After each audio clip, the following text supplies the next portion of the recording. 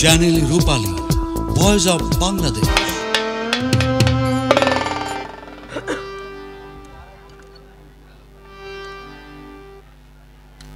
উপরের ভোগালটা দেন।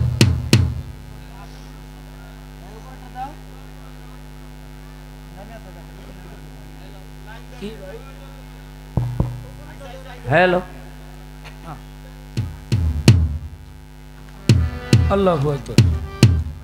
বড় একটা বিপদে আছি ভাই। দয়ালু আইসা বইছে, এখন না কইও পারি না, আর কইলেও মানায় না। একটা শাখের করাতে অবস্থায় পড়ে গেছি আর কি। আমি বললাম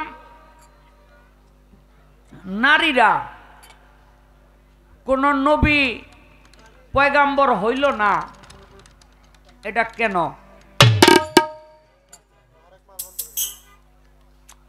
কয় নারী হইল নবী পয়গাম্বরের গোডাউন।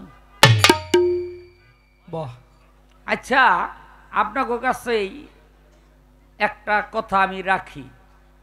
আপনার বাবায় 10 বিঘা জমিন রাখা গেছে, আপনার বাবাই জমিনগুলি চাষবাস করত, এখন আপনি করেন নাকি পতিত ফালাইয়া রাখবেন?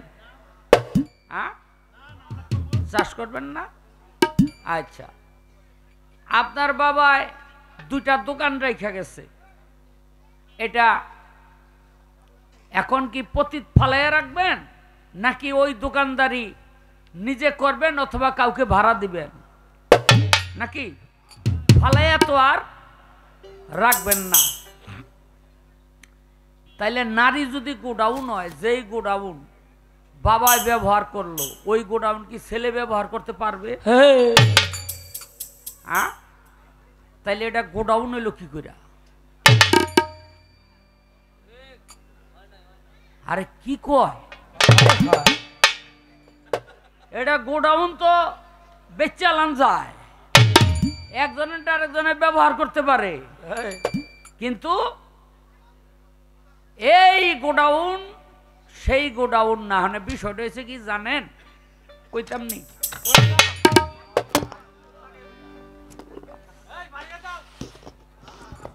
এটা বাড়াই দাও।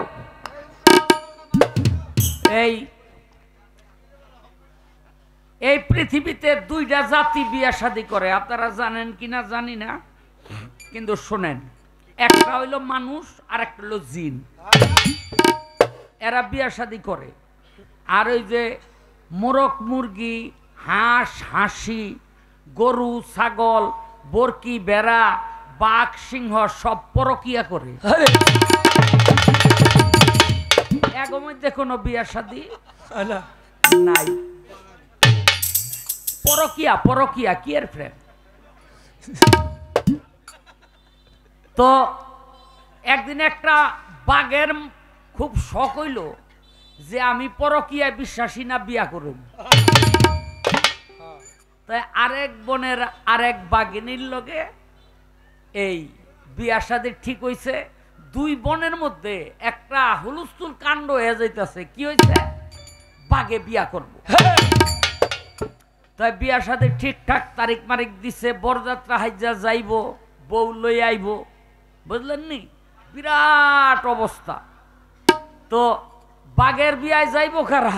ওই জাতের সামনে আর কেউ যাইব? গরু ছাগল বরকি বেড়া অসু পশু গেলে না থাবাতে ধরে খেয়ে লাইব যে বরযাত্রার খাওন হেনতে শুরু করি। কেউ যায় না, সব বাঘেরা বরযাত্রায় যাইতেছে নাচতে নাচতে, কিন্তু চাইয়া দেহে একটা বিলাই ওইটাই অগলগে রওনা দিছে। এখন বাঘেরা কয় কিরে, বিয়া হইল বাঘের, তুই বিলাই আমগলগে রওনা দিস কেন? অনেক বিলাই কয় বাইরে, আমি তো লগে রওনা দিছি কেন, শুনবি দুঃখের কথা? কয় কি? কয় একদিন আমিও বাঘা ছিলাম। কয় কস কি? একদিন তুই বাঘা ছিলি তো বিলাই হইলি কেমনে? কয় বিয়ার পর।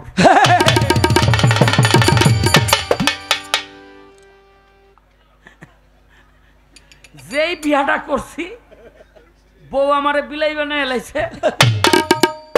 এখনে আমি আনন্দে নাচতাছি, যেই বনের মধ্যে বাঘ গোত্রীয় বিলাই একমাত্র আমি, কিন্তু আরেকটা বার্তাছে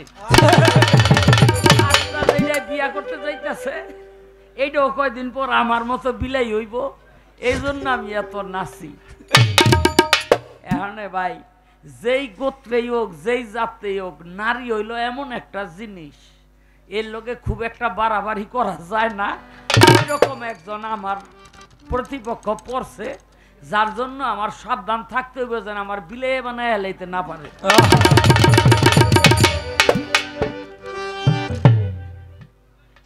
তো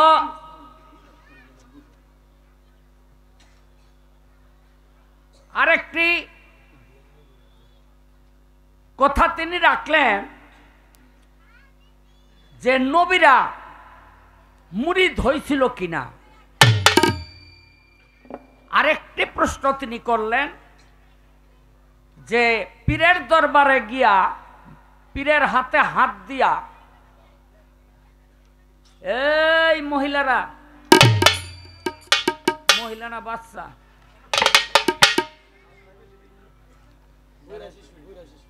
এই হাত দিলে গুরু হলো বাবা আর ভক্ত হলো তার সন্তান। ভালো। আবার শুনি গুরু হলো স্বামী, ভক্ত হলো তার স্ত্রী। তো বাবা এটা স্বামী হয় কি করে, এই হলো তার জিজ্ঞাসা। আসতে খুব খেয়াল করে শুনবেন। দেখেন, আমরা পীরের দরবারে গিয়া বায়াত গ্রহণ করি, আমাদের মধ্যে অনেকেরই বায়াতের গুরুত্ব এবং পীরের অবস্থান, অবস্থা, স্থিতি সম্পর্কে জ্ঞান খুব সীমিত। আমরা এই যে আমাদের সামনে দয়াল আইসা বসছে, উনি যখন খেলাফত পায় নাই তখন তো এরকম হয়েছিল নাকি? তখন কি তারে কেউ পীর কইছে? কয় নাই। তাইলে খেলাফত পাওয়ার পর কি এমন জিনিস তার ভিতরে আসলো, এখন রাস্তা দিয়ে হাইটা গেলে সেই পীরের সম্মান পায়, ভক্তরা তাকে তাজিম করে এবং মানুষ বলে পীর সাহেব যাইতেছে। আসলে পীর সত্তাটা, পীর যে একটি সত্তা, এই সত্তাটা বস্তুবাচক না। এই সত্তাটা বস্তুবাচক না। ওই সত্তাটা সেই নিজের মধ্যে যে আয়ত্ত করতে পারে মুর্শিদের কৃপায়, সেই ব্যক্তি হয় পীর। আর গুরু বলো, বাবা বলো, স্বামী বলো, স্ত্রী বলো, এগুলো হলো দেহদারি সম্পর্ক, এগুলো হলো দৈহিক সম্পর্ক। আমি একটি গান করব, যে গানটি গাইলে তুমি বুঝতে পারবা।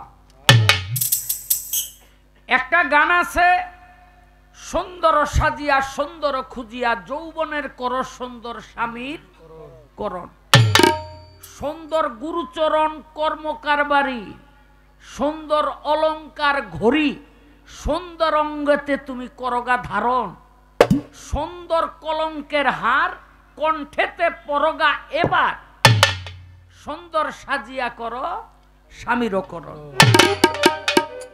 আপনি পীরের দরবারে হাত দিবেন, গুরুর হাতে হাত দিবেন, আর সমাজের মানুষ আপনাকে কলঙ্ক দিবে না।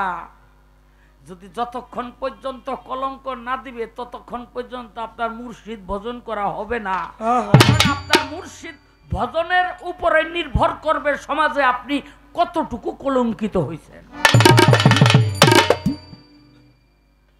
আপনি কতটুকু কলঙ্কিত নিজেকে করতে পারছেন। যাহা যেই পৃষ্ঠে সূর্য আলো দেয় না ওই দিকটা থাকে অন্ধকার, আর যেই দিকে সূর্য আলো দেয় ওই দিকটা থাকে আলোকিত। ঠিক তদ্রূপ এই দুনিয়াটা হইল গুরু ভজনালয়ের জায়গা। যে মুর্শিদ ভজল সে এই অন্ধকারকে পার কইরা তার অপর দিকে দিকটা আলোকিত করে গেল, তখন আর তার অন্ধকার জগতে ফিরে আসতে হয় না। গানটার মধ্যে কি বলছে? শিশুকালে সাদিবসে কেবলমাত্র রঙ্গ রসে, যৌবনকালে সাদিবসে পাইতে রমন।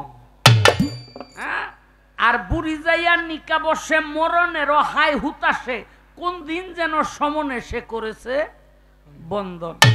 কিছু কিছু মানুষ আছে বুড়া কালে মনে পড়ে এখন আমার পীর দরকার, কারণ কবরে তো ডাকতাছে,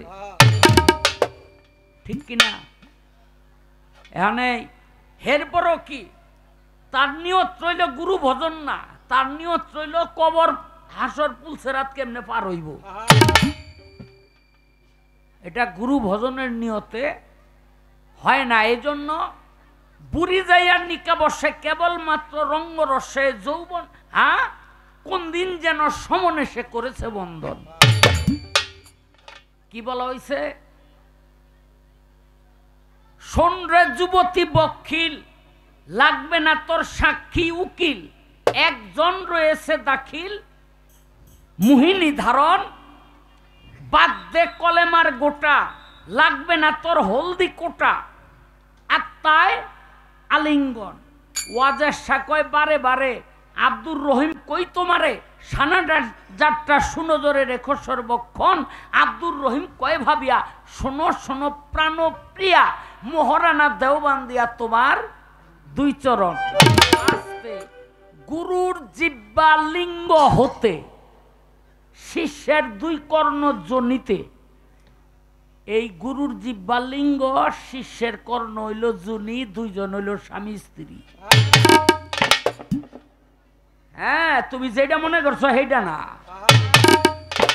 স্বামী স্ত্রী তুমি যেটা মনে করছো ওইটা না, ওইটা না। একজনে ছাতু মাইকা কলা দিয়া ছাতু দিয়া মিঠাই দিয়া মাইকা সকালবেলা খাইতেছে, আর কাউয়ায় কাকা করে। এখন যে খায় হ্যাঁ কয়, এই কাউয়া তুই যেটা মনে করছো তো ওইটা না। আরেকজনে কয় কি মনে করছে, কয় ও মনে করছে গু। আরে আমি যে ছাতু মাইকা খাই ও তো বুঝে না। তুমি যেটা মনে করছো ওইটা না, তুমি তো মনে করছো রাত 12টার পরেরটা। হ্যাঁ, কইতাম নি, রাগ করবেন না? না, রাগ তো করবেন না। এক স্যামরা করছে বিয়া, এর মতো সুন্দরী স্যামরা। এবার ওই যে এই কৃষক, ওই আলু বুনে, পটল বুনে, মূলা বুনে, হ্যাঁ, দাঁড়া বুনে। তাই বাসর রাইতে গিয়াই বউ দেখা ও গেছে টাসকি খাইয়া, অনে আতায় আর কয় এই জমি না আমার, আমি আলু বুনু। কইয়া রয়েছে হুইয়া। তারপরের দিন আবার আতায় আর কয় এই জমি না আমার, আমি মূলা বুনু। রয়েছে হুইয়া। তারপরের দিন কয় এই জমি না আমার, আমি বাইগন বুনু। আরে খালি বালিশ লয়ে হওয়ার ভাব ধরছে আর থাপাতা ধরছে জারুয়া। আজকা যদি তুই বাইগন না বনস এই জমিন বর্গা দিয়ে লাভ।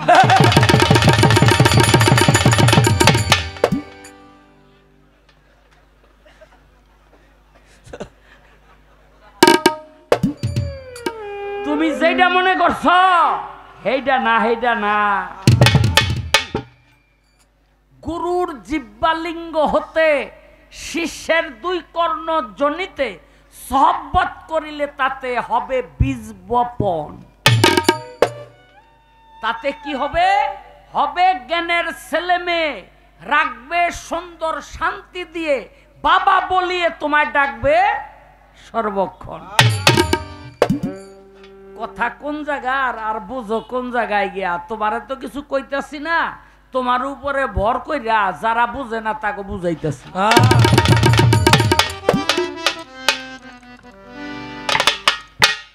এই এবার বুঝো স্বামীরে বাবা কয় কেমনে।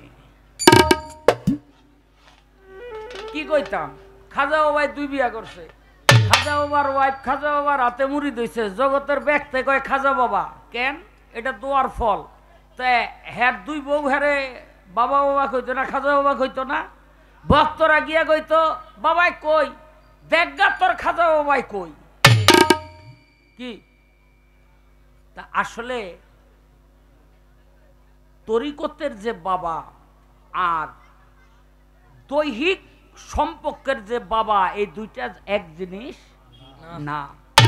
একটা হলো পিতা আর একটা হলো বাবা। যিনি পিতা তিনি জন্মদাতা, এবার জ্ঞানের জন্ম দেখ আর এই দেহের জন্ম দেখ, তিনি হলেন পিতা।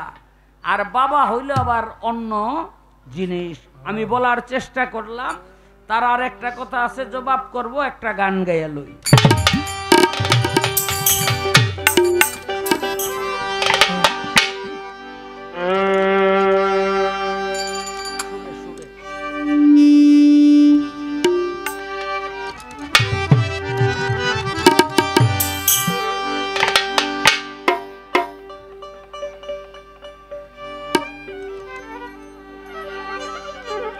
দেখবি নামে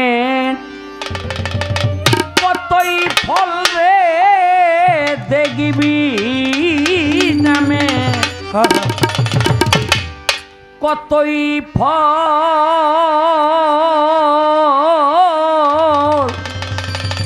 মুর্শিদ নামে বিশ্বাস রেখে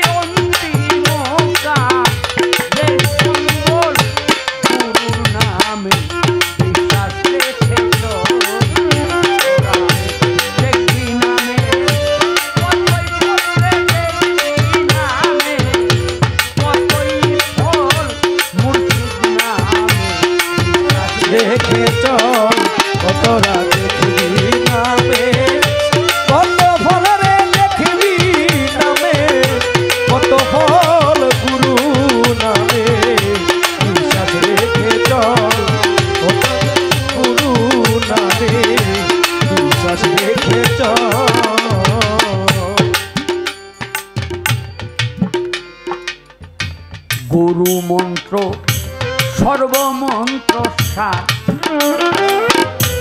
গুরু সঠিক হইলে দেখবি সকলে কাকা।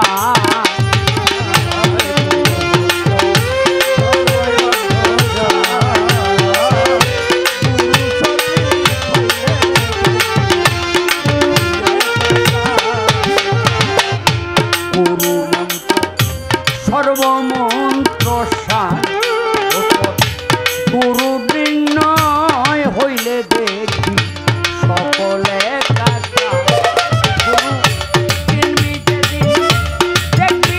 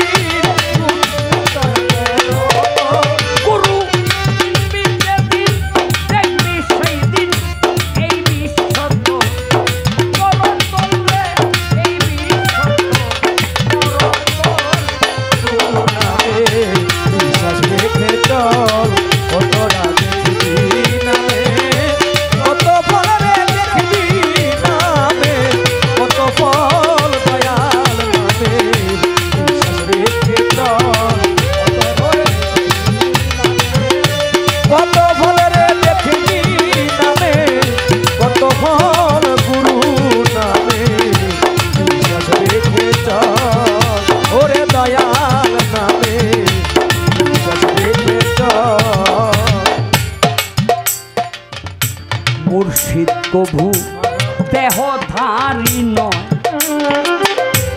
গুরু কভু দেহধারী নয়, অনন্তয় শিব গুরু অখণ্ডয় গুরু গুরু দেহধারী নয়, অনন্তয় শিব গুরু অখণ্ডয় গুরু প্রভু দেহধারী নয়, অনন্তয় শিব গুরু অখণ্ডয়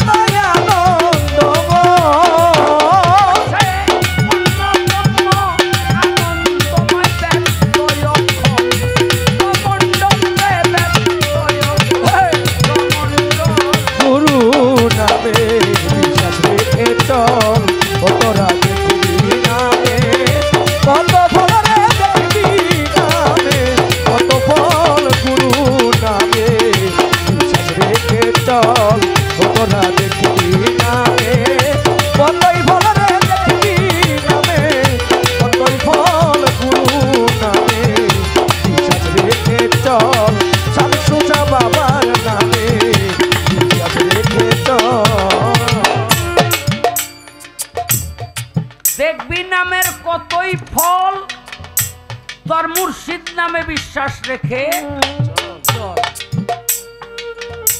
বাবারে। এই পৃথিবীতে মস্ত বড় একজন আউলিয়া ছিল, নাম ছিল তার জুনায়েদ বাগদাদি। আমার বড় পীর আর খাজা বাবার পরে এত বড় আউলিয়া এই পৃথিবীতে আর দ্বিতীয়টি ছিল না। ছোট করে কেন? উনি আসলে ছিলেন একজন কুস্তিগির, কুস্তি খেলতো আর কি, বিরাট শক্তিশালী। নামডাক হওয়ার কারণে এই যে বর্তমান বাগদাদ, এই বাগদাদের বাদশাহ তারে রাষ্ট্রীয় কুস্তিগির বানাইল আর ঘোষণা কইরা দিল, আমার এই জুনায়েদরে যে হারাইতে পারবে 10,000 স্বর্ণ মুদ্রা তারে পুরস্কার দেব। প্রত্যেক বছর একটা আয়োজন করে, প্রত্যেক বছর কেউ পারে না, আর রাজার টাকাও খরচ হয় না। এই বছরও ঘোষণা দিছে, এই হ্যাঁ কই যায় যাক, আর যদি কেউ পাশা দেখাইয়া যায় হের মতো, একেবারে আপনার কাছে ওয়াদা করলাম ওই পাশার বিরুদ্ধে মামলা করে দিব। উকিল আছে, মামলা লড়বো, মামলা করার দায়িত্ব আমার। আমরা যখন গান গাই তখন ফুটুর দিয়ে উঠতেন না, যখন মিউজিক বাজাই তখন যাইবে নাকি। এই বছরও বাদশা ঘোষণা করছে, কি চাও? আমার জুনায়েদরে যদি হারাইতে পারো 10,000 স্বর্ণ মুদ্রা দেব। আয়োজন করছে ঠিকই, এরকম মানুষ জমায়েত হয়েছে ঠিকই, কেউ আসে না। রবিউল রে চিনতেননি? রবিউল ওই যে অভিনয় করতো সিনেমার মধ্যে, কান লড়াইতো, কমেডিয়ান। হ্যাঁ, এ টিং টিং হ্যাঁ গেছে, আমি লড়ো। রাজায় দেখেই তো মনে করেন কিরে জুনায়েদের লগে ও লড়বো, হাতির সাথে মশা। জুনায়েদ রে ডাক দিয়া কয়, এই জুনায়েদ পালোয়ানের দিকে আয়। কয় কি? কয় দিবি একটা জাতা, আড্ডি কটা ভাঙ্গিয়া লাবি। কয় হ দেবু তো। পরে জাতা দেওয়ানো লাগবো না, মাথার মধ্যে খালি একটু আটশো আইলেই শেষ। কুস্তি খেলার একটা নিয়ম আছে, কি নিয়ম জানেন? আগে বুকে বুকে বুক মিলাইয়া তারপরে হইলো এইদিকে এইদিকে এইদিকে মিলাইয়া তারপরে হলো থাপা দিয়া মাটি হাতের মধ্যে লই হইলো প্রস্তুতি লয় নাকি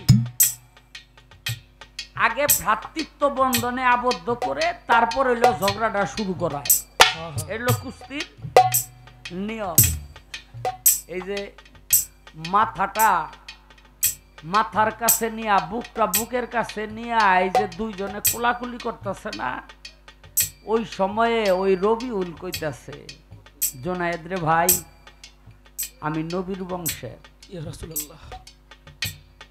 এই পৃথিবীতে নবীর বংশের মানুষ কারো কাছে হাত পেতে কিছু চাইতে পারে না, তাহলে আল্লাহর রসুলের নবীর বংশের অসম্মান হবে। কিন্তু আমি জানি ভাই তোমার সাথে পারবো না। আজকে তুমি যদি হেরে যাও, আমি যদি জিতে যাই, এই 10,000 স্বর্ণ মুদ্রা আমার জন্য হবে হালাল। আজকে আমরা 7 দিন ধরে আমাদের পুরো পরিবার নিয়ে অনাহারে আছি। আরে একটাবার হারো না। জোনায়েদ বগদাদির মনে পড়ে গেছে কি গতকাল রাতে স্বপ্নে দেখছি এক ব্যক্তি আইসা আমাকে বলল, হে জোনায়েদ আমি আখেরি জামানার পয়গাম্বর, আগামীকাল তোমার কাছে আমার বংশের একটা লোক আসবে, যদি তুমি পারো তারে সম্মান করো। মনে পড়ে গেছে, আরে এই লোক তো সেই লোক, আরে নবীর বংশের লোক আইছে আমার কাছে, যার কথা আল্লাহ রসুল নিজে কয়ে গেছে। কয় ভাই কোনো ভয় নাই, তুমি শুধু আমার সাথে লাগো, যতবার এই লাগে ততবার এই জোনায়েদ বগদাদি নিচে পইরা যায় আর উপরে থেকে যাতে বাচ্চা রাগান্বিত হয়ে গেল, দিয়ে দাও 10,000 স্বর্ণ মুদ্রা আর জোনায়েদ বগদাদিকে বরখাস্ত করো, আমার দরবারে ওর কোনো ঠাঁই নাই।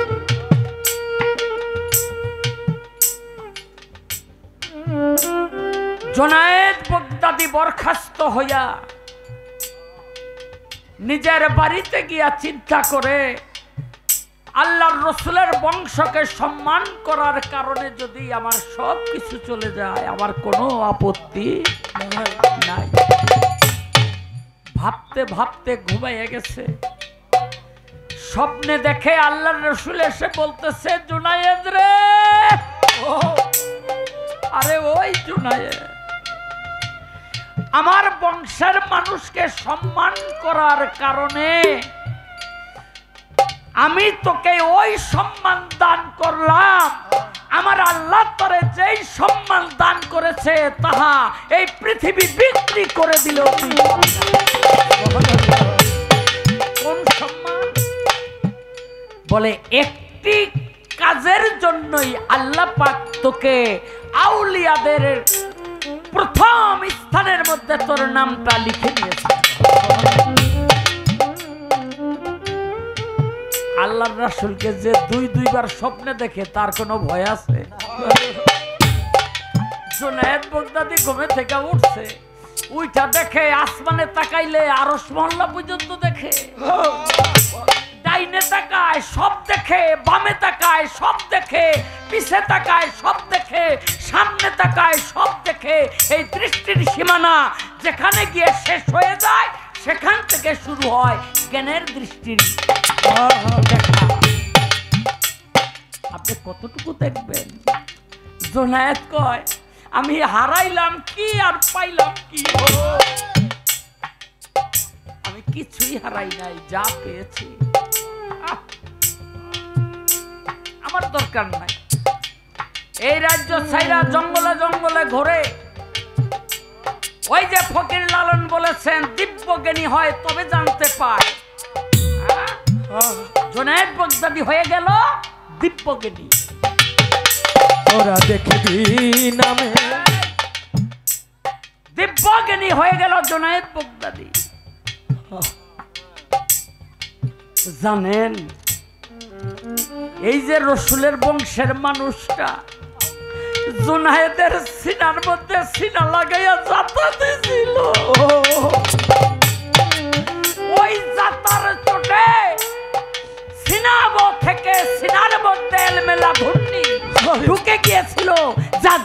বাগদাদি ওটের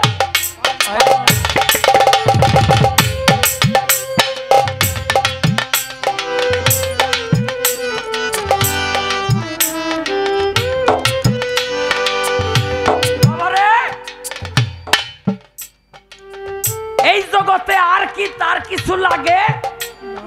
আর তার কিছু লাগে না। জঙ্গলে জঙ্গলে ঘুরে 250-300 ভক্তবিন্দু লইয়া জঙ্গলের মধ্যে থাকে। জুনায়েদ বাগদাদি মনে মনে চিন্তা করে, আমার এত শিষ্য এত ভক্ত, তার মধ্যে খাঁটি কয়জন একটু পরীক্ষা কইরা দেখি। একদিন পায়খানার মধ্যে গিয়া হাতের লোটাটা দিছে ফালাইয়া, বাইরে আইসা বলে, বাবারা আমার লোটাটা ময়লার মধ্যে পড়ে গেছে, উঠাইয়া দে। কোন কোন ভক্ত কয় দরকার হইলে পীর বদলামু, ওখানে নামতে পারবো না। এরকম আছে না? না, এক পাগল গিয়া কয়, বাবা কি হইছে? কয় আমার লোটা পড়ে গেছে ময়লার মধ্যে। দৌড় দিয়া উঠাইয়া কয় পরিষ্কার কইরা বাবারে কয় আইলন। জুনায়েদ বাগদাদি কয়, বাবারে আমি হাত দা আঙ্গুল দিয়ে ইশারা করলে লোটা আমার হাতে আইতো, আমি তো পরীক্ষা করলাম। এত শিষ্য আমার, এতগুলি শিষ্যর মধ্যে শুধু ভক্ত পাইছি একটা, ভক্ত একটা।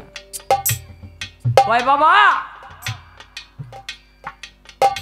আমি তোরে একটা দোয়া করুম। কয় কি দোয়া? কয় তুই একদিন রাজার মাইয়া বিয়া করবি। পাগলায় কয় আমি পাই না ভাত, থাকি নেংটি পড়া। রাজাই বলে মাইয়া বিয়া দিব আমার কাছে, কিন্তু বাবার বাক্য তো কি ওই যে দেখবি নামের কতই ফল, গুরুর নামে বিশ্বাস রেখে। জঙ্গলে জঙ্গলে ঘুরে একদিন দেখে রাজার ছেলেরা যায়, ডাক দিয়া জিগায়, কই যাও? কয় বলকের বাদশা আহদাম, তার মাইয়া বিয়া দিব, তার মাইয়া বিয়া দিব, আমরা বিয়া করতে যাইতেছি। পাগলার মনে পড়ছে, আরে এই তো রাজার মাইয়া গেছে, লাইনে দাঁড়াইছে। উজিরে নোট করে কোন রাজার পোলাকে।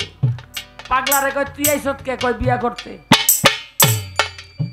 বাদশার কাছে গিয়া কয়, হুজুর একটা পাগল আইছে। কয় তারাই দাও। কয় যায় না, হ্যাঁ বলে বিয়া করব। কয় ও কোন রাজার পোলা? কয় জুনায়েদ রাজার পোলা বলে। কয় গিয়া কওগা আমার মাইয়া বিয়া করতে হইলে মানিক লাগবো, মানিক। পাগলার কাছে উজিরে কয়, এই পাগলা, রাজাই কইছে মাইয়া বিয়া করতে হইলে মানিক দিতে হইব। কয় তো দিমু। কয় মানিক কি জিনিস জানস? কয় কি? কয় 7 রাজার ধন এক মানিক। পাগলায় কয় তো কয়টা? কয়টা লাগবো? কয় পাগল মানুষ, এই তুই 7 মানিক লইয়া গা। গেছে গা। যাওয়ার আগে কয়, আমারে কাগজের মধ্যে লেখা বইরা দাও, আমারে খেদাইয়া দিয়া যদি রাজার মাইয়া বিয়া দিয়া হালাও। লেখা দিছে, মানিক আইনা দিলে বউ তরে দিয়া দেবো। লেংটির মধ্যে বইরা হনে উজিরে জিগায়, আইসা আমার যে মানিক আনতে পাঠাইতেছ পাওয়া যায় কই? আরে উজিরে মনে মনে কয়, পাগলা রে, এক মানিক গেল 7 রাজার ধন কই পাওয়া যায়, এটা যদি আমি জানতাম তোরে ফাটাই, আমি নিজে তো গিয়া লই। কয় পাওয়া যায় সাগরের নিচে। সাগর পারে পাগলায় গিয়া দেখে, বাবা রে বাবা, এত পানি, এই পানিতে নামলে না তলাই যাইব। হাতের মধ্যে একটা ঝিনুক লইয়া পানি উপরে ফেইকা মারে। মানুষের রাস্তা দিয়া যায় আর জিগায়, কিরে পাগলা কি করস? কয় সাগরে চালাম। আরে চিন্তা করেন, ঝিনুক দা বলে সাগর এই চালাইব। আল্লাহ কয়, ফেরেশতারা আমার পাগলায় কি চাই দিয়া হ। পাগল, পানিতে হাত দিস না, এই লো তোর 7 মানিক। মানিক 7টা লইয়া রাজার দরবারে গিয়া কয়, এই যে মানিক বউ দাও।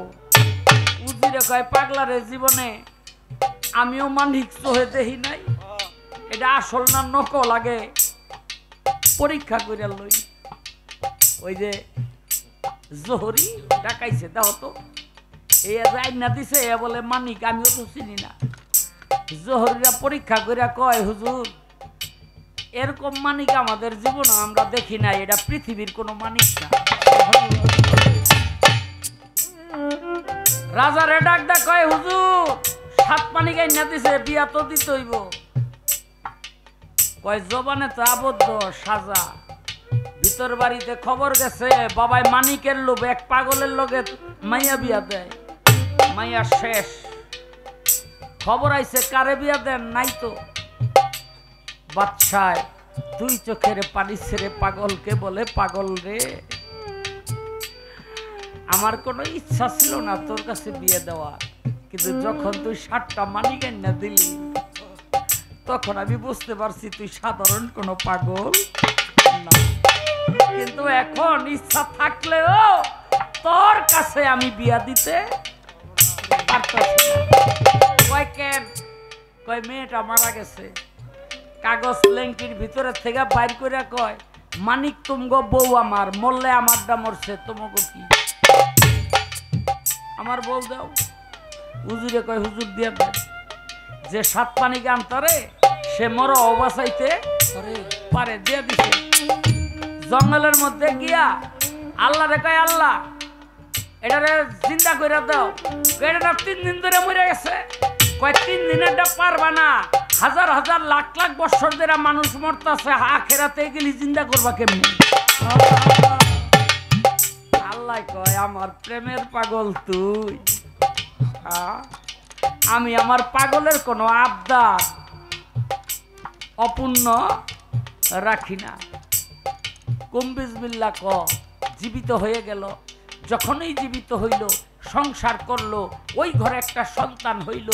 তিনিও ছিলেন মস্ত বড় আউলিয়া, তার নাম ছিল ইব্রাহিম আহদা। বাবার নাম আর নানার নামের সাথে মিলে তার নাম রেখেছিলেন ইব্রাহিম আহদাম। তিনিও পরবর্তীতে বলকের বাদশা হয়েছিলেন। আর যখন বুঝেছিলেন এই বাদশাহীতে কোনো লাভ নাই, ওই বাদশাহী ধাক্কা দিয়া ফালাইয়া মাবুদের রাস্তায় বাইরে গেছিল। এই জন্য রমেশ শীল বলেছে, নামে কত ফল দেখবি নামে, কত ফল গুরুর নামে, রেখে চল কত দেখবি নামে, কত ফল দেখবি নামে, কত ফল দয়াল নামে, রেখে চল। গুরু মন্ত্র সর্বমন্ত্র সার, সদ্গুরু না দেখলে হবে সবই অন্ধকার। গুরু মন্ত্র সর্বমন্ত্র সার, এই পশুর আত্মা উদ্ধারিতে বন্ধু নাই রে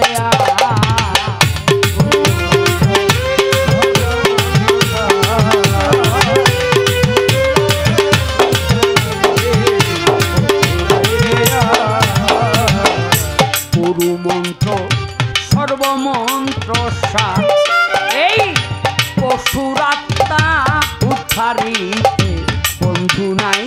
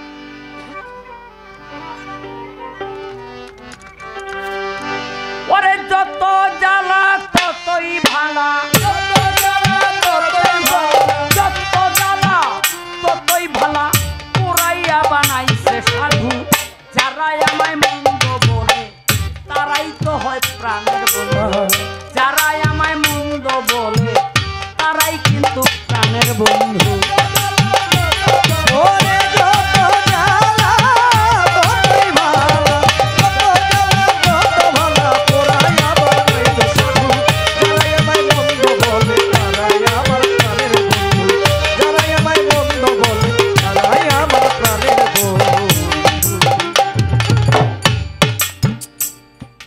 একটা প্রশ্ন আছে, তার জবাব করতে হবে, নবীরা মুরিদ হয়েছিল কিনা? হায় হায় হায় হায় রে, হায় হায়। গুরুবাদের এই তত্ত্ব কথা আমাদের যারা ইসলামের অভিভাবক দাবি করে তারা এই অধ্যায়টাকে সবসময় গোপনে রাখে, আড়ালে রাখে। আমি গোপন বলবো না, আড়ালে রাখে। কারণ এই অধ্যায়টা এমনই একটা অধ্যায় যেটি প্রকাশ করলে তাদের ব্যবসায় বিরাট ক্ষতি হয়ে যাবে। কেন?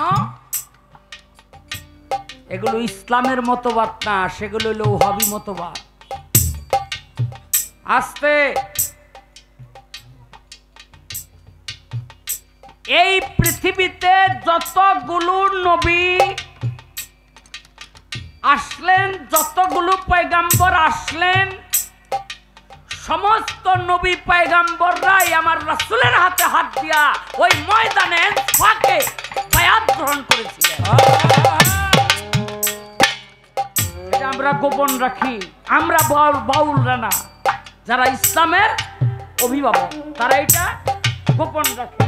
আসছে আপনারা কি জানেন, প্রতিটি নবী মাতৃগর্ভে ছিলেন, 10 মাস 10 দিন পূর্ণ হলো পৃথিবীতে আসবেন, মায়ের আসার দরজা বন্ধ হয়ে গেল। মায়ের সন্তান যে আসার দরজা সেটি বন্ধ হয়ে গেল।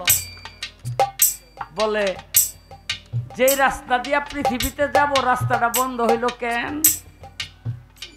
আমার আল্লাহ কয়, এই ইব্রাহিম, এই দাউদ, এই মুসা, এই ঈসা, তুমি যে পৃথিবীতে যাইবা, তোমার সময়ে আমি যদি আমার হাবিব মুহাম্মদকে দুনিয়ার মধ্যে পাঠাই, তোমরা কি করবা? তুমি কি করবা? তখন তারা সবাই বলেছিল, লা ইলাহা ইল্লাল্লাহু মুহাম্মাদুর রাসূলুল্লাহ।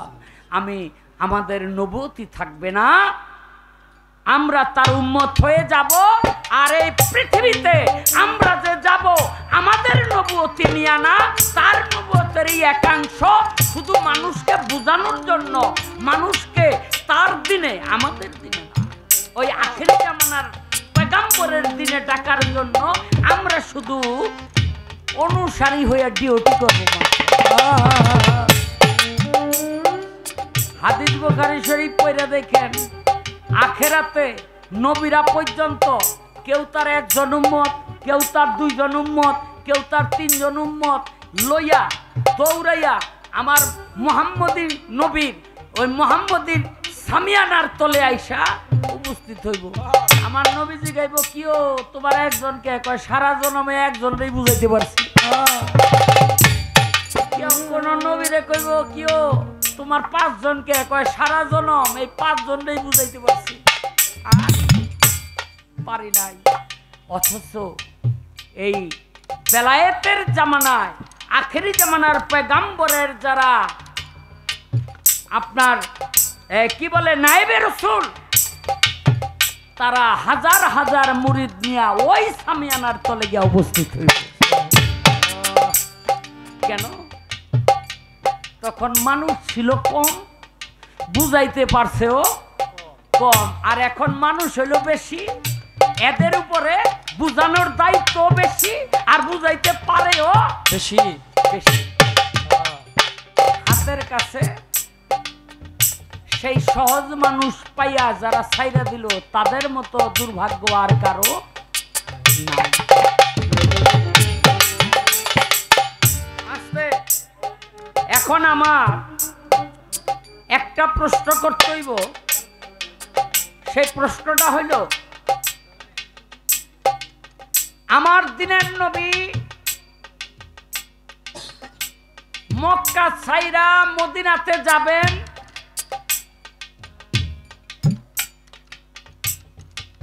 যেই ঘরের মধ্যে হযরত আলীকে নিয়ে আল্লাহর রাসূল ছিলেন, আপনারা অনেকেই জানেন আমার আল্লাহ অনেকগুলো নাম আমার নবীর দিয়েছেন, কিন্তু আমার নবীর একটা নাম দিয়েছেন কাফেররা। আপনারা জানেন কিনা জানি না, আমার নবীর একটা নাম দিছে কারা? কারা? কাফেররা। কি নাম জানেন? আল আমিন। আল আমিন শব্দের অর্থ হলো বিশ্বাসী। আল্লাহর রাসূল মক্কায় আল আমিন নামেই পরিচিতি পেয়ে গেলেন, অর্থাৎ তিনি বিশ্বাসী।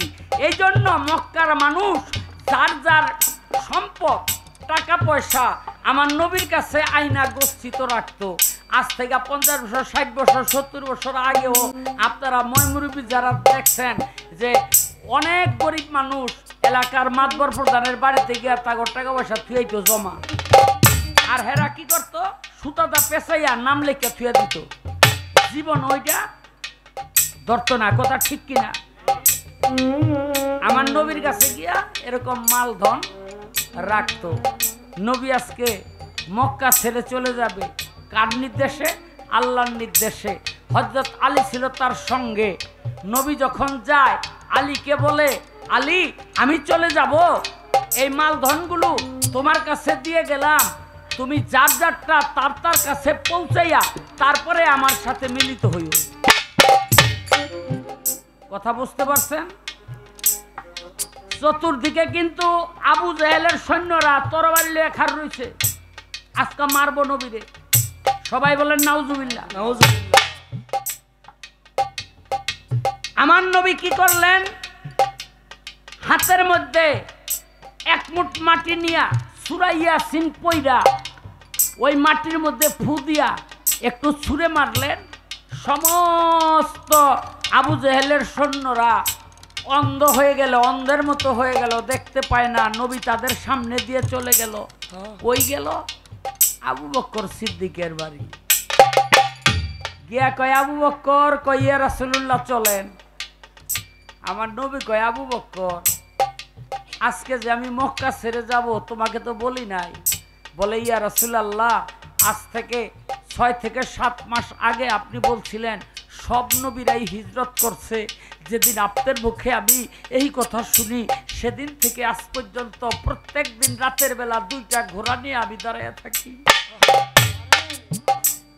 আমি এই 7 মাস ধরে বিছানার মধ্যে পিঠ লাগাই নাই। কেন লাগাই নাই? আল্লাহর রাসূল কোনদিনই সবারে ডাক দিব, কারণ সব নবীরাই যদি হিজরত করে থাকে আমার রাসূলও হিজরত করবে।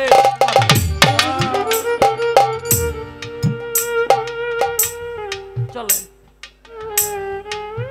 রওনা হয়ে দিল। গেল কই? সর পর্বতে। আবু জাহেলের সৈন্যরা মনে করলো এইবার মুহাম্মদকে মারি, চল। ঘোর কাইটে গেছে, ঘরের ভিতরে ঢুকছে। হযরত আলী মনে মনে চিন্তা করে, এই হযরত আলী মনে মনে চিন্তা করে, 13 বছর বয়সে নবীর হাতে হাত দিয়া বায়াত হইছি। 13 বছর বয়সে নবীর হাতে হাত দিয়া বায়াত হইছি। মাওলা রে, যেদিন থেকে নবীর হাতে হাত দিয়া বায়াত হইছি সেদিন থেকে আজ পর্যন্ত একটি রাতের জন্য বিছানায় পিঠ ঠেকাইয়া শান্তিতে ঘুমাইতে পারি নাই। কেন? কোন দিন আইসা কাফেররা আমাকে হত্যা করে। আজকে নবী যাওয়ার সময় বলে গেছে, এই মালধনগুলো মানুষের কাছে দিয়া, যার যারটা তারে দিয়া আমার সাথে তুমি মিলিত হইবা। যতক্ষণ পর্যন্ত আমার রাসূলের সাথে আমার মিলন না ঘটবে পৃথিবীতে এমন কোন শক্তি নাই আমাকে হত্যা করে। নিশ্চিন্তে পায়ে মাথায় চাদর দিয়া ঘুমাইয়া বলল, আমার কোনো ভয় নাই, আমার কোনো মৃত্যুর ভয় নাই। কাফেররা ঘরের মধ্যে ঢুইকা একজনে কয়, কয় কোপ দে, আরেকজনে কয় দেখতে দে কারা কোবায়। মুখের চাদরটা উঠাইছে, দেখে আলী। কাফেররা কয় কি রে তুই কেন? কয় নবী তো তোমার সামনে দিয়েই বাইরে হয়ে গেল। নবী তোমার সামনে দিয়েই বাইরে হয়ে গেল। কয় আমাগোর সামনে দিয়ে বাইরে হয়ে গেল, আমরা দেখলাম না। কয় নবীর বংশ কখনো মিথ্যে কথা বলে না, তোমার সামনে দিয়েই বাইরে হয়ে গেছে। তাড়াতাড়ি চল, আলীকে মারা আমাদের উদ্দেশ্য না। বাইরে হয়ে গেছে। ঘোড়ার পায়ের চিহ্ন দেখতে দেখতে সর পর্বতে গিয়ে উপস্থিত হয়েছে। কোথায়? সর পর্বতে। যখন সর পর্বতের গুহার কাছাকাছি চলে গেছে, তখন হযরত আলী কয়, মাফ করবেন, আবু বকর সিদ্দিক কয়, ইয়া রাসূলুল্লাহ, ওই যে কাফেরদের ঘোড়ার পাও দেখা যায়, আর উপরের দিকে তাকায়ে দেখেন কাফেরদের পাও দেখা যায়, এখনই আমাদেরকে মেরে ফেলবে। তখন আবু বকর সিদ্দিক বললেন, ওরা সংখ্যায় অনেক, আমরা মাত্র দুজন, আমরা ওদের সাথে পারবো না। তখন নবী একটা মিথ্যা কথা কইল। আস্তে তখন নবী একটা মিথ্যা কথা কইল। আবু বকর সিদ্দিক কয়, ইয়া রাসূলুল্লাহ, আপনি যেটা বললেন আমরা তো আমারটাই ঠিক। আমার নবী বললেন যে না, আমারটাই ঠিক। দেখা গেল পরবর্তীতে নবীর মিথ্যাটা সত্য হইল, আর আবু বকরের সত্যটা মিথ্যা হইল। এখন আমার প্রশ্ন, সর পর্বতে নবী কোন মিথ্যা কথাটা কইছিল?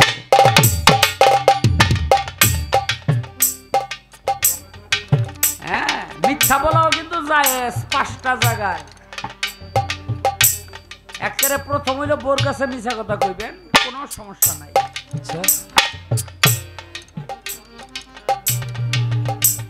হ্যাঁ, তারপরে আপনার একটা মিথ্যায় যদি একটা ঝগড়া বিবাদ মিটে যায়, সেখানেও মিথ্যা বলা জায়েজ, মনে রাখবেন। এরপরে একটা মানুষের জীবন যদি বাঁচে, অকারণে একটা মানুষের প্রাণ যায়, কিন্তু জীবন যদি তার বাঁচে, তাহলে আপনি মিথ্যা কথা বলতে পারবেন। যুদ্ধের ময়দানে মিথ্যা বলা জায়েজ। 5টা জায়গায় সন্তানের কাছে মা বাবা মিথ্যা বলতে পারবে সান্ত্বনা দেওয়ার জন্য, মিথ্যা বলা জায়েজ। এই 5টা জায়গা ছাড়া আমার কথা হই না, সব জায়গায় এবার মিথ্যা কথা শুরু করে দিই।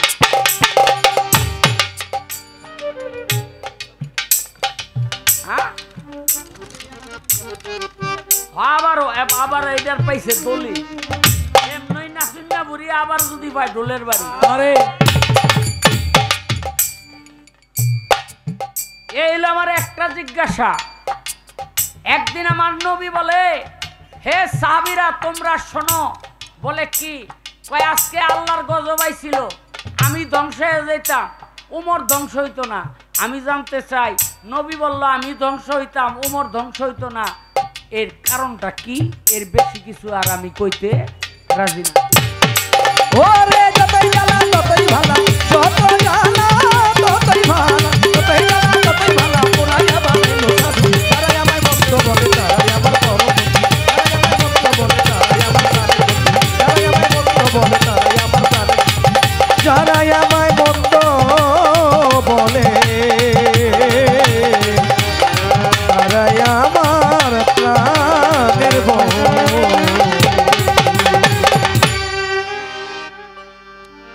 সুফি কবি আছে, কি বলবো, আমাদের বাউল সমাজে একেবারেই তিনি অনুপস্থিত। আমি একটু চেষ্টা করতেছি তাকে আমাদের সুফিবাদের যারা আছেন তাদেরকে পরিচয় করিয়ে দেওয়ার জন্য। তার নাম কি জানেন? কবি কাজী নজরুল ইসলাম। সবাই চিনেন, চিনেন কিনা, জানেন কিনা? জানেন। অথচ তিনি যে কত বড় সুফিবাদের কবি, এটা আমরা অনেকেই জানি না। তার একটা গান দিয়া শুধু বিচার করবেন যে সারা জনম এই গানের বিচার কইরা আপনি মরতে পারবেন কিনা।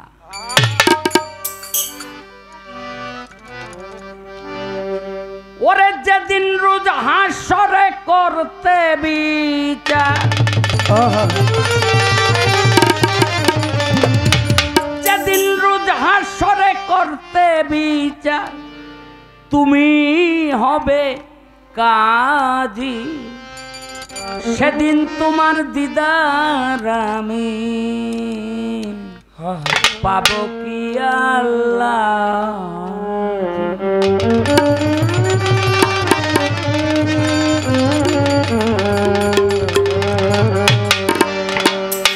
সেদিন নাকি তোমার কাহার রূপ দেখে পীর পয়গম্বর উঠবে ভয়ে নাফসি নাফসি ডেকে।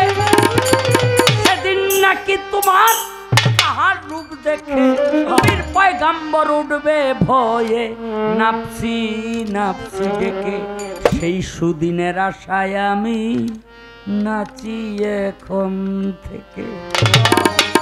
মাওলারে সেই সুদিনের আশায় আমি নাচি এখন থেকে।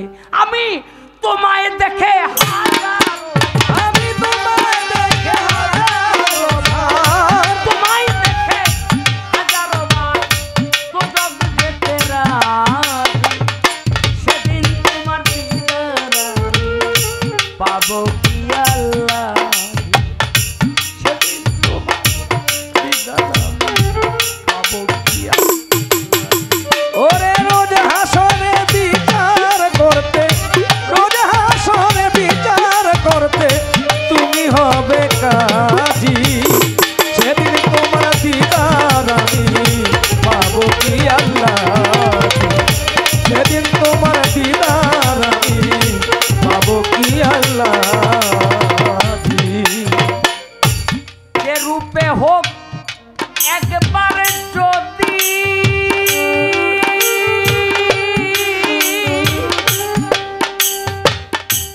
যে রূপে হোক একবার যদি দেখে তোমায় কেহ, যে রূপে হোক একবার যদি দেখে তোমায় কেহ, বাবু দুধ কিয়া ছুঁইতে পারে পবিত্র সেই। ও মাওলা পবিত্র এই দেহ, মাওলা পবিত্র এই দেহ, মাওলা পবিত্র এই দেহ। যে রূপে হোক একবার যদি দেখে তোমায় কেহ, দোজক কি আর ছুঁইতে পারে পবিত্র সেই দেহ। সে হোক না কেন হাজার পাপী, হোক না কেন হাজার পাপী, হোক না কেন ও সে হোক না কেন হাজার পাপী, হাজার বেনামাজি। ও সেদিন তোমার দিদার আমি পাবো কি আল্লাহ। সেদিন তোমার দিদার আমি পাবো কি আল্লাহ। সেদিন তোমার দিদার আমি পাবো কি আল্লাহ।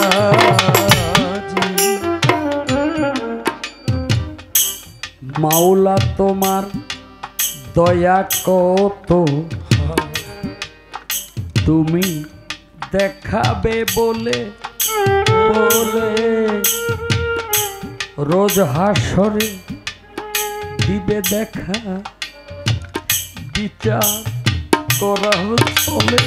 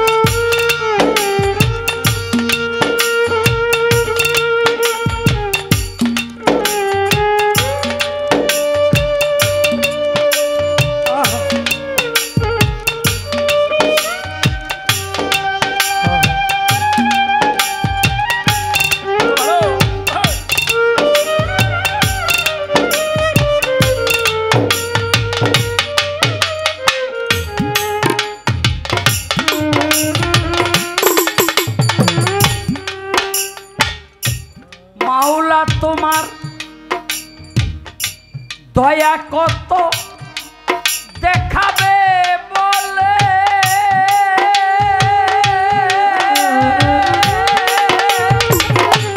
রোজ হাসরে দিবে দেখা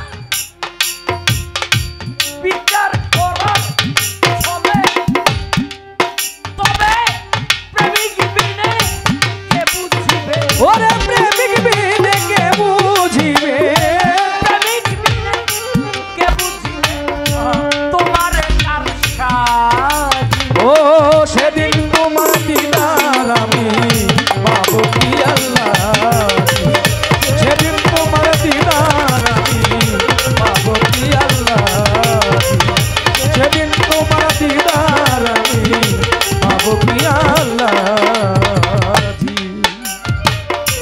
রোজ হাসরে করতে বিচার ওরে রোজ হাসরে করতে বিচার রোজ হাসরে করতে বিচার তুমি হবে রানী সেদিন তোমার দিদার আমি পাবো কি আল্লাহ সেদিন তোমার দিদার আমি পাবো কি আল্লাহ সেদিন তোমার দিদার আমি পাবো কি আল্লাহ।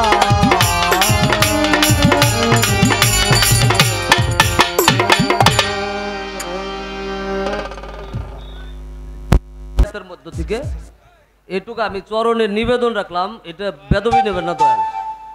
জি ধন্যবাদ সকলকে।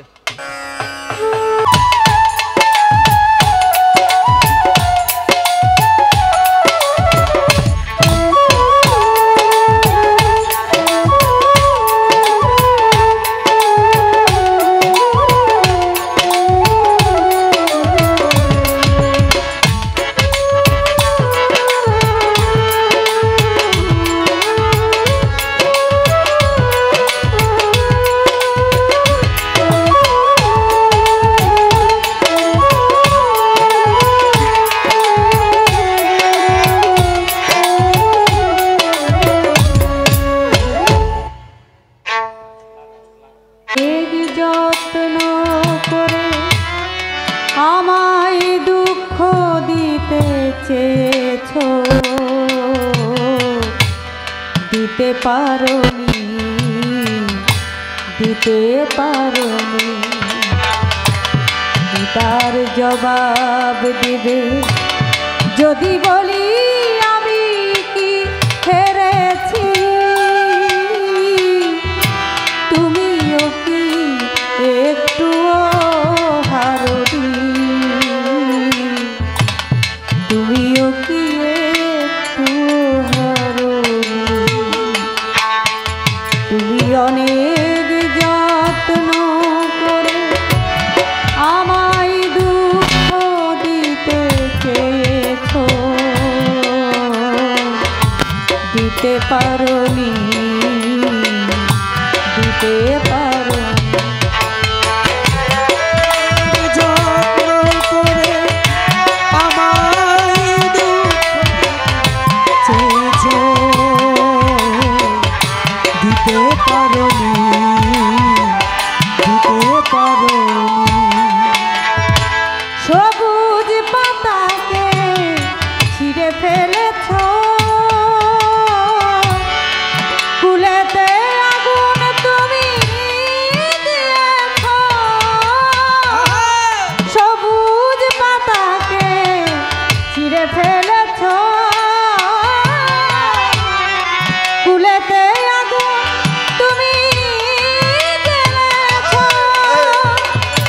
ফাগুনের সবটুকু নিয়েছ স্মৃতিটুকু কেন কারণী তার জবাব দেবে যদি বলি আমি কি হেরেছি তুমিও কি একটুও হারোনি তুমিও কি একটুও হারোনি তুমি অনেক যত্ন করে আমার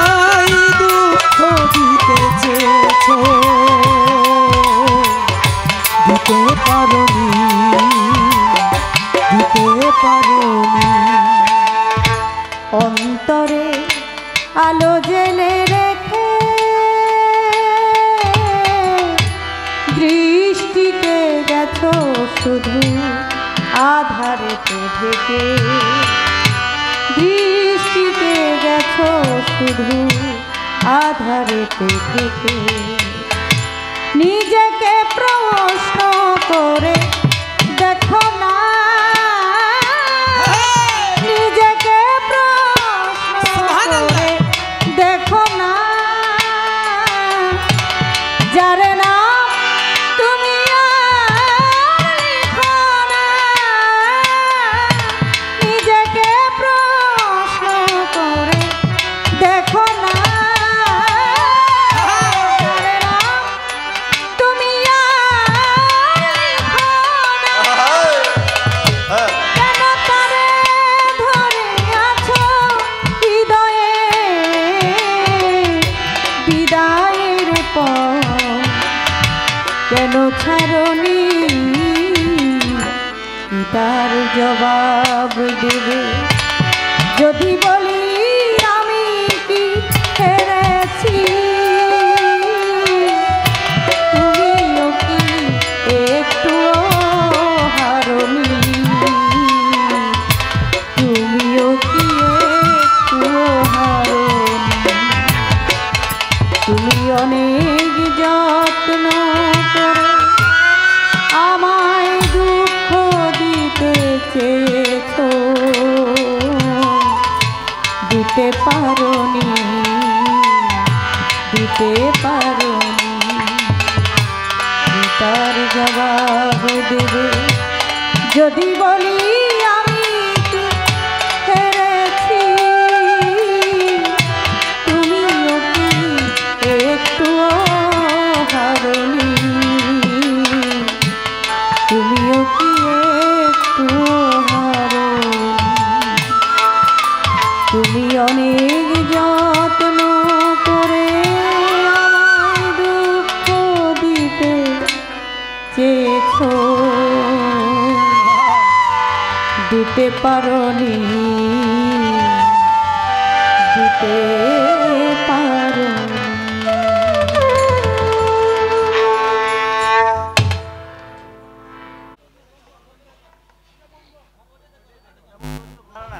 হ্যালো, আজকের অনুষ্ঠানের যিনি সঞ্চালনার দায়িত্ব পালন করছেন অ্যাডভোকেট ফেরদৌস আহমেদ আসিফ। ভালো গাইতে পারি না, ভাই বলেছেন যে গানের সাথে সাথে একটু আমাদের ডাচবাংলা ব্যাংক এজেন্ট চরশঙ্কর মাদ্রাসা পরিচালক নাসির আরও 100 টাকা দিয়ে পুরস্কৃত করেছেন। এরই সাথে অ্যাডভোকেট ইসমাইল হোসেন আপন দরবারের ভক্ত আরও 200 টাকা দিয়ে পুরস্কৃত করেছেন।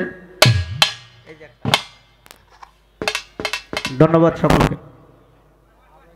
এবং আমার ভাই সেও আমাকে 1500 টাকা দিয়ে দোয়া, মান্না দে শ্রদ্ধেয়, ওনার গাওয়া একটি গান আমি গাওয়ার, যদিও হয় না, আমি চেষ্টা করলাম একটু গাওয়ার জন্য, ভাইয়ের কথা রাখার জন্য। অনেকে অনেকগুলো টাকা আমাকে দিয়েছেন, আমি সকলের প্রতি শ্রদ্ধা সালাম জানাই। আপনারা যারা আছেন গান শুনছেন, খুবই চমৎকার করে আমার কথার জবাব দিয়ে আমার কাছে দুটি কথা জিজ্ঞেস করেছেন, আমি ইনশাল্লাহ জবাব দেব। একটা গান আগে করি।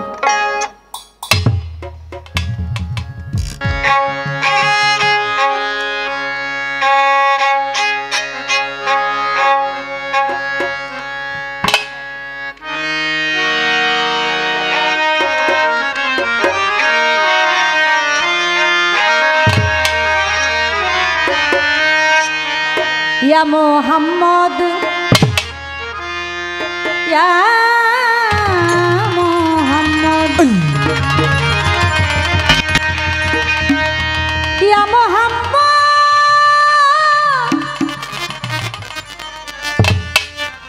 ইয়া নবীজি, নবীজি, নবীজি,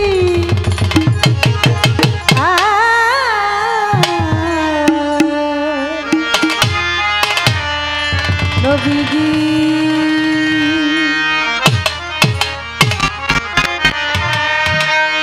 ইয়া মোহাম্মদ মুস্তাফা নবী সাল্লাল্লাহু আলাইহি ইয়া মোহাম্মদ মুস্তাফা নবী সাল্লাল্লাহু আলাইহি ইয়া মোহাম্মদ মুস্তাফা নবী সাল্লাল্লাহু আলাইহি সাফায়াতের কান্ডারি রাসূলুল্লাহ ওরে সাফায়াতের কান্ডারি রাসূলুল্লাহ সাফায়াতের কান্ডারি মদিনাওয়ালা ইয়া মোহাম্মদ মুস্তাফা নবী সাল্লাল্লাহু আলাইহি মুস্তাফা নবী সাল্লাল্লাহু আলাইহি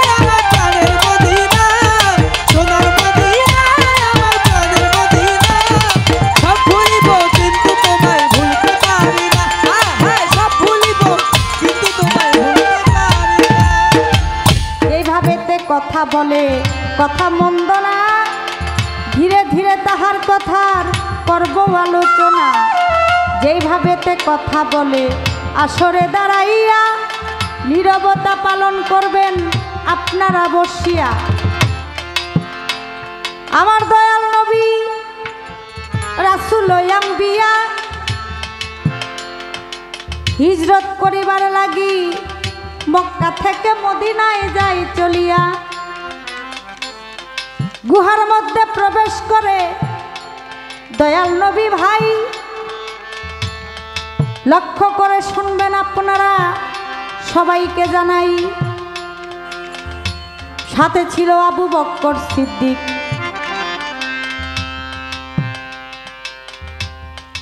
আপনারা শুনলেন মন দিয়া,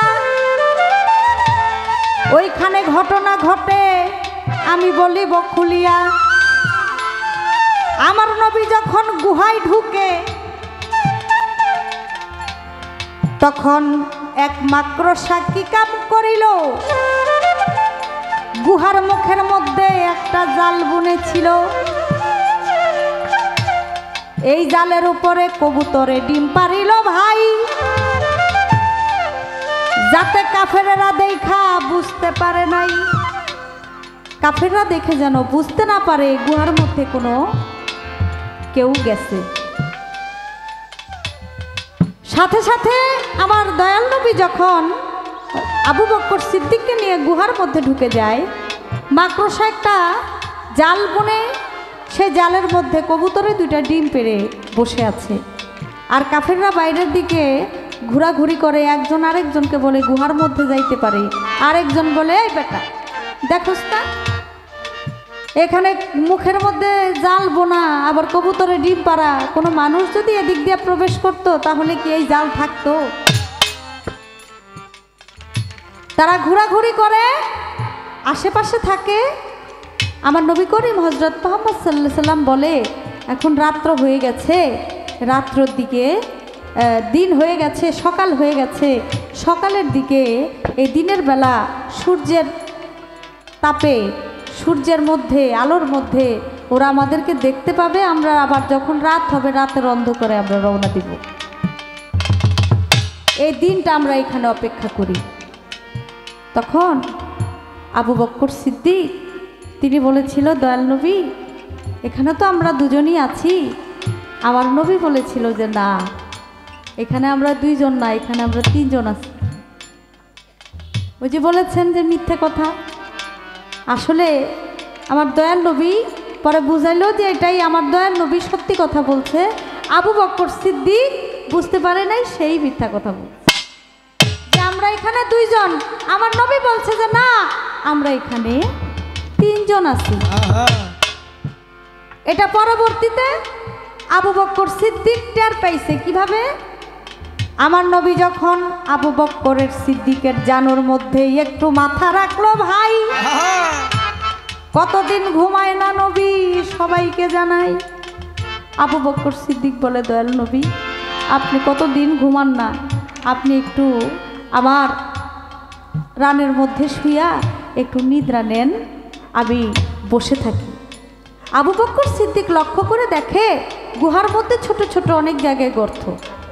তখন তিনি কি করলো, তার গায়ের মধ্যে যে একটা চাদর ছিল সেই চাদরটা টুকরো টুকরো করে বিভিন্ন গর্তের মুখ বন্ধ করে দিল, যেন বিষাক্ত কিছু এই গর্তের থেকে বের না হইতে পারে। অবশেষে দুইটি গর্ত বাকি, কোনো টুকরা কাপড় নাই যে গর্তের মুখ বন্ধ করবে। তখন আবু বকর সিদ্দিক তার পায়ের দুইটা গোড়ালি দিয়া সেই দুইটা গর্তের মুখ বন্ধ করলো।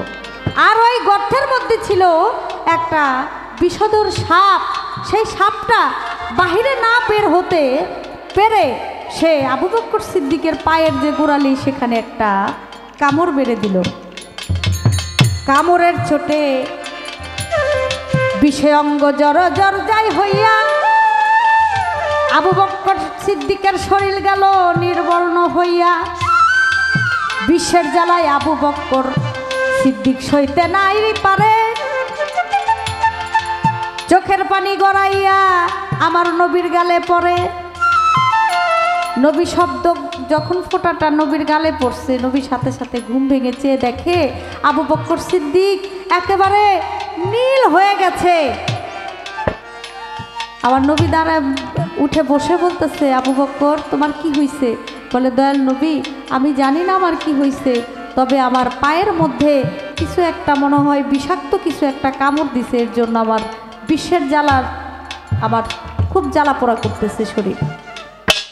আমার নবী করিম হযরত মুহাম্মদ সাল্লাল্লাহু আলাইহি সাল্লাম তার ক্ষত স্থানে যেখানে ক্ষত সেখানে আমার দয়াল নবীর মুখের থুতু মোবারক লাগায়া দিলেও সাথে সাথে সেখানে আবু বকর সিদ্দিকের যে বিষাক্ত শরীর ছিল সাথে সাথে মুক্ত হয়ে গেল, ভালো হয়ে গেল, সে আবার সুস্থ হয়ে গেল আগের মতো। সুবহানাল্লাহ, সুবহানাল্লাহ।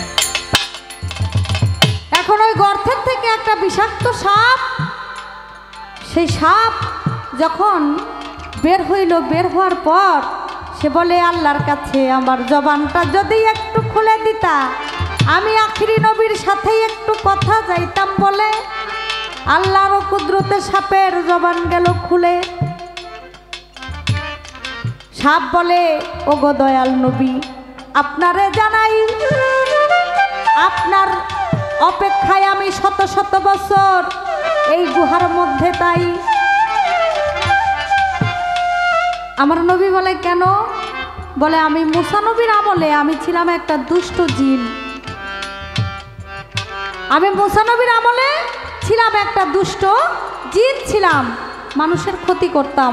একদিন মুসা নবী আমাকে অভিশাপ দিয়ে আমাকে সাপ বানিয়ে দিছিল, আর আমি বলছিলাম যে আমি এই সাপ থেকে মুক্ত হব কবে? তখন মুসা নবী বলেছিল, এই পথ দিয়ে একদিন আসতে বাবা, এই পথ দিয়ে একদিন আখিরি নবী হযরত মুহাম্মদ সাল্লাল্লাহু আলাইহি সাল্লাম আসবে, তুমি যদি তার সাথে দেখা করতে পারো তাহলে তুমি এই সাপ থেকে মুক্ত পাবে। আজকে যখন আপনি এই গুহাতে প্রবেশ করেছেন, তখন আপনার সাথে একটু কথা বলার জন্য, একটু দেখার জন্য আপনাকে আমি ছটফট করতে লাগলাম। তখন দেখলাম আমার সমস্ত বাহিরে আসার সমস্ত দরজা বন্ধ হয়ে গেছে। তখন আমি উপায় না পেয়ে আবু বকর সিদ্দিকের পায়ের মধ্যে আমি কামড় দিয়েছি। আমার নবী করিম হযরত মুহাম্মদ সাল্লাল্লাহু আলাইহি সাল্লাম তাকে ক্ষমা করে দিল এবং সে আবার সাপ মুক্ত হইল। এর জন্য আমার নবী বলেছিল যে এখানে তুমি আর আমি, আমরা দুজন না, এখানে আরো একজন আছে। আমার নবী যা বলে সেটাই সঠিক, কারণ আমার নবী কখনো মিথ্যা কথা বলতে পারে না। আরো একটা প্রশ্ন করে আমার কাছে ভাই, নবী বলে, ওমর তোমারে জানাই, আজকে আমি ধ্বংস হয়ে যাইতাম, হযরত ওমর হইত না। এই ঘটনা ঘটার সময় আবু বকর সিদ্দিকও ছিল। বলতেছি এখন জবাবটা আমি দেই, কিন্তু আমার মনে হয় যে এই কথাটা যারা লিখেছে এটা আমার নবীকে ছোট করার জন্য লিখছে। কেননা আমার নবী করিম হযরত মুহাম্মদ সাল্লাল্লাহু আলাইহি সাল্লাম যাকে সৃষ্টি না করলে আল্লাহ 18,000 মাখলুকাতের কুল কায়নাত সৃষ্টি করতো না, একটা ধুলি কণাও আল্লাহ সৃষ্টি করতো না। আমার আল্লাহ বলেন, আমি সব সময় পড়ি, ইন্নাল্লাহু ওয়া মালাইকাতাহু ইউসাল্লুনা আলান নবী ইয়া আইয়ুহাল্লাযীনা আমানু সাল্লু আলাইহি ওয়া সাল্লিমু তাসলিমা। হে আমার বান্দা ও বান্দি, তোমরাও সব সময় আমার হাবিবের নামে দরুদ পড়বা। সারা দিনের মধ্যে কেউ যদি একবার আমার নবীর নামে দরুদ পড়ে, আমার আল্লাহ বলে আমি তার সারা দিনের 10টি গুনাহ ক্ষমা করে দেই। সুবহানাল্লাহ, সুবহানাল্লাহ।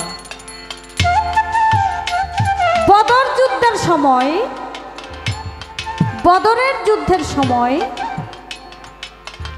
আমার নবী করিম হযরত মুহাম্মদ সাল্লাল্লাহু আলাইহি সাল্লাম একটি প্রস্তাব রেখেছিল যে বন্দীদেরকে বিনিময়ে, অর্থের বিনিময়ে বন্দীদেরকে মুক্ত করে দেওয়ার জন্য। কিন্তু আবু বকর সিদ্দিক আমার নবী করিম হযরত মুহাম্মদ সাল্লাল্লাহু আলাইহি সাল্লামকে বলে, হে দয়াল নবী, এটা করা যাবে না, এই কাজ করা যাবে না।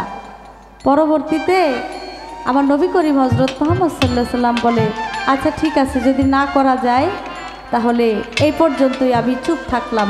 তখন আমার সাথে সাথে নবী বলছিল যে আজকে যদি, তখন সেখানে হজরত উমরও ছিল, তখন আমার নবী করিম হজরত মুহাম্মদ সাল্লাল্লাহু আলাইহি সাল্লাম বলছিল যে আজকে আমি ধ্বংস হয়ে যাইতাম আর হজরত উমর ধ্বংস হইতো না।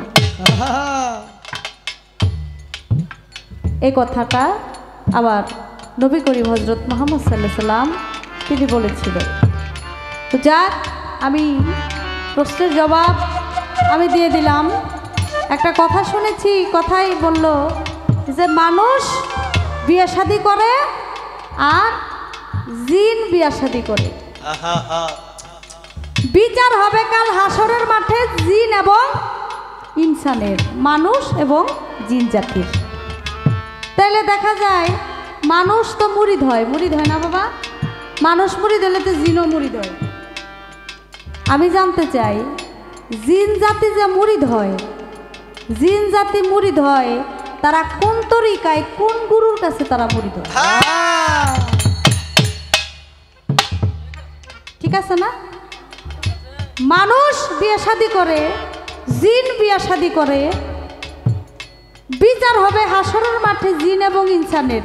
মানুষ মুরিদ হয় একজন আরেকজনের কাছে, আল্লাহওয়ালা ব্যক্তির কাছে মুরিদ হয়, তাহলে নিশ্চয়ই জিনও মুরিদ হয়।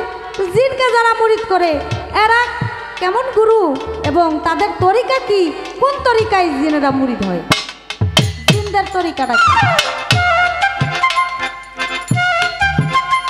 এই একটা কথা মাওলা আলী করিমুল্লাহ ওয়াজুর কথা বলেছেন। নবী তরু শাখা আলী হাসান বসরি পহেলা কলি 14 সিঁড়ির পর ফুটিল খাজা ওসমান হারুনি।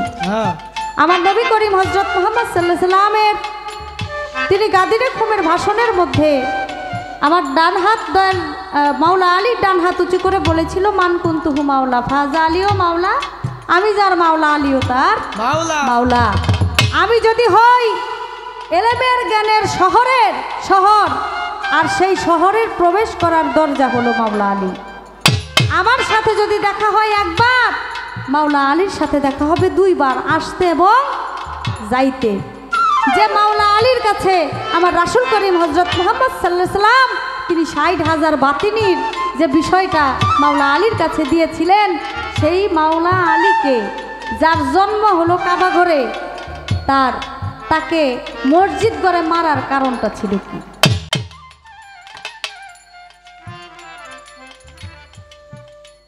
যার জন্ম কাবা ঘরে তাকে মসজিদ ঘরে মারলো কেন? কারা মারলো? কি কারণে মারলো? আমি জানতে চাই। এই দুটি কথা আশা করি আপনি সুন্দর করে ইহার মীমাংসা করে দিবেন।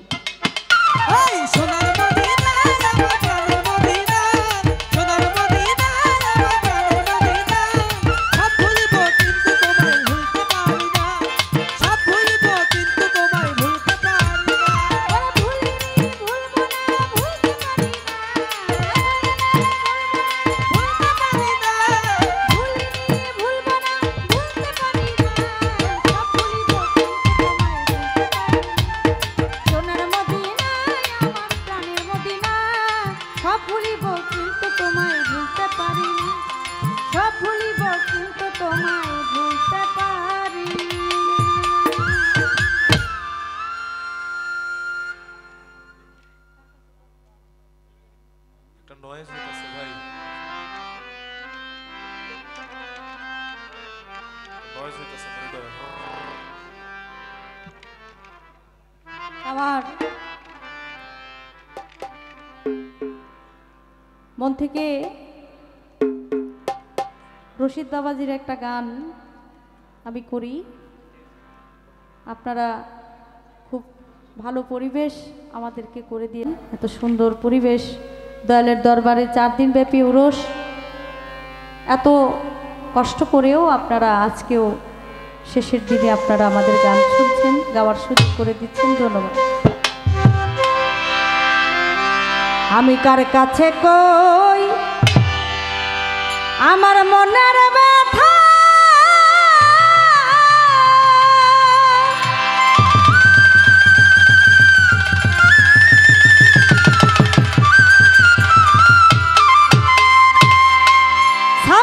একদিন বাঁচান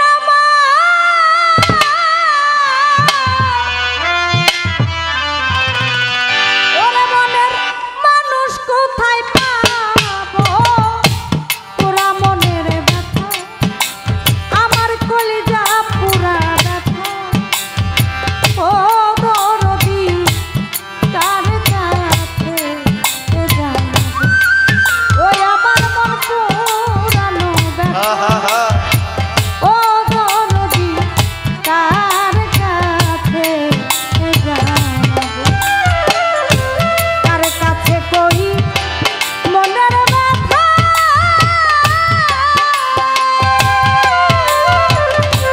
ওরে মনের মানুষ কোথায় পাবো পুরা মনের ব্যথা আমার কলিজা পুরা ব্যথা ও দরদি কার কাছে জানাবো আমি কার কাছে কই মনের ব্যথা ওরে আমি মানুষ কোথায় পাবো পুরা মনের ব্যথা ও ব্যথা কার কাছে জানাবো আমার পুরা মনের ব্যথা ও ব্যথা কার কাছে জানাবো নদীর কাছে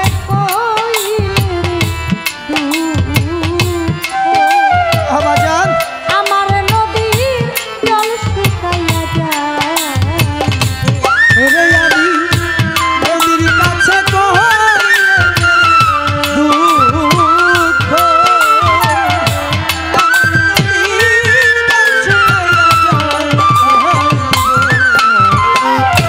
নদীর কাছে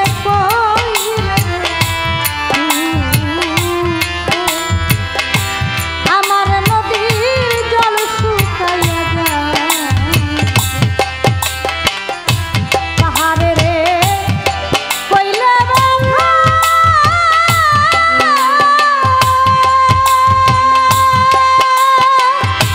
আমার দুঃখে পাহাড় কইলা যাইব পুরা মনের ব্যথা আমার কলিজা পুরা ব্যথা ও দরদি কার কাছে জানাবো ওই আমার মন পুরানো ব্যথা ও রে বাজান কার কাছে জানাবো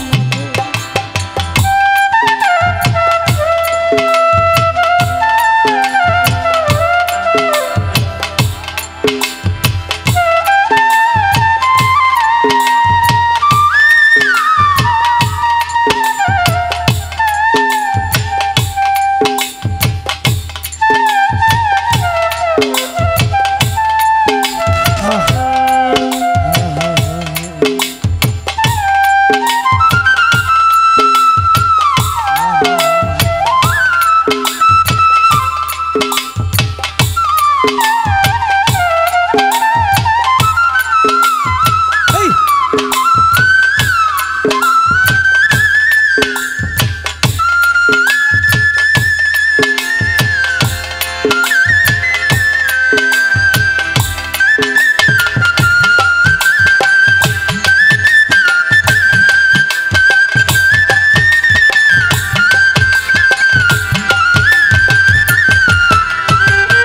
পুরা মনের ব্যথা ও ব্যথা কার কাছে জানাবো ওরে আমার কলিজা পুরা ব্যথা ও বাজান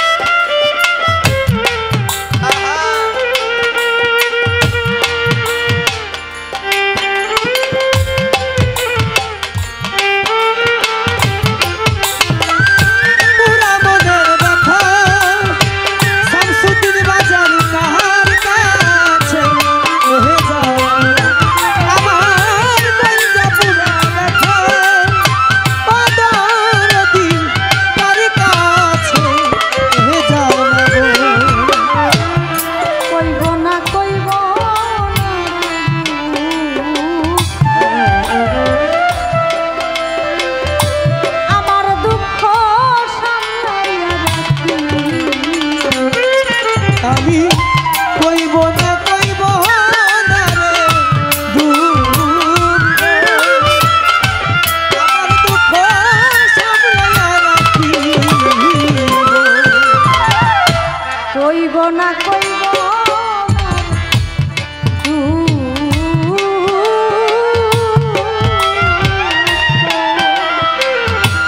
আমার ব্যথা সামলাইয়া কইরা বড়ি কাছে যাইয়া